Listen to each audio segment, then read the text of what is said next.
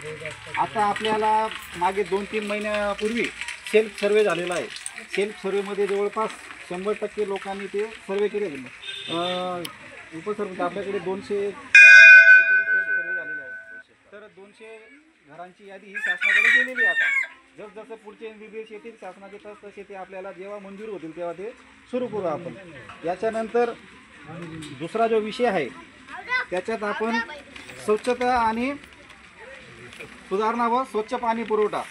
म्हणजेच समजा आपल्या गावात भूमिगत गटार आहे, सिमेंट नाले आहेत, त्याच्यानंतर आपलं एकलव्य कधी मंदिर असेल तिथं सभागृह बांधकाम करायचं असेल ते आहे, किंवा आपल्याला पाणी पुरवठ्याच्या संदर्भात एखादं कामं करायचे असे कामं आपल्याला धरायची याच्यात.